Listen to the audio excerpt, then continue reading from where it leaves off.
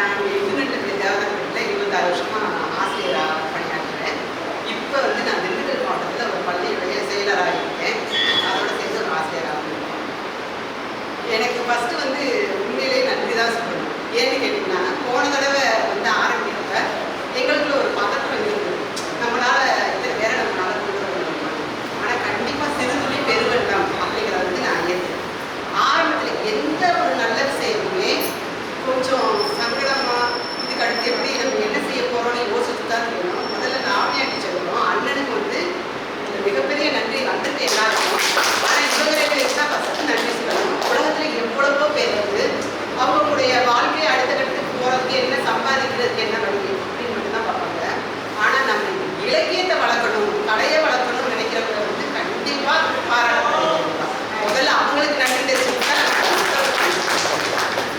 எல்லாருமே படித்தவங்க, எல்லாருமே வாசிக்கிறவங்க தான். ஆனால் முன்னாடி வந்து யாருமே பேசுறதுக்கு தயங்குவாங்க. கண்டிப்பாக இவங்க மேடம் சொன்னா அவங்க வந்து இயற்கையிலே பேசி அவங்களுடைய பேச்சு கேட்டாலே நமக்கு எப்படி இருக்குன்னா ஒரு அப்படியே வளமாக வருது. வார்த்தைகள் எல்லாமே வந்து செழிப்பான வார்த்தைகள், ஒரு வார்த்தை கூட தடுமாறாத வார்த்தைகள் வருது. உண்மையிலே ரொம்ப நன்றி உங்களுக்கு.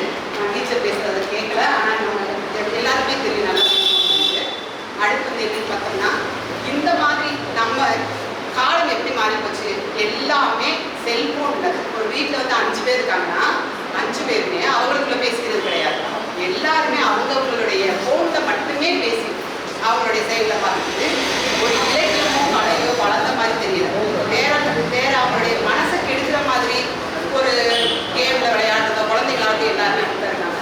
அப்போ இந்த மாதிரியான ஒரு மன்றத்துக்கு கண்டிப்பாக வந்திருக்க எல்லாருமே முதல்ல நம்ம எல்லாருமே நன்றி சொல்லிக்கணும். இந்த மாதிரி விஷயத்தை கண்டிப்பாக நம்ம ஊக்குவிக்கணும். நம்மளுடைய தமிழ் வளரணும் கண்டிப்பாக. அப்படின்னா இந்த மாதிரி கலை இலக்கிய நிகழ்வுகளுக்கு கண்டிப்பாக வரணும். எல்லாருக்குமே வேலை இருக்குது. எல்லாரும் கொஞ்சம் வேலைகளை ஒதுக்கிட்டு தயவு செஞ்சு மாதம் ஒரு தடவை போடுறது இருக்குது. இன்னும் உங்களால் முடிஞ்ச வரைக்கும் ஒரு 10 பேர் இல்லாட்டி ஒவ்வொருத்தரும் ஒரு 2 பேரையாவது எக்ஸ்ட்ரா கூட்டிகிட்டு வந்தால் ரொம்ப சந்தோஷமாக இருக்கும். இவ்வளோ வேலைகளுக்கு இடையில எல்லாரும் வந்து நிறைய கருத்துக்கள் தெரிஞ்சுக்கிட்டோம். எல்லாருக்கும்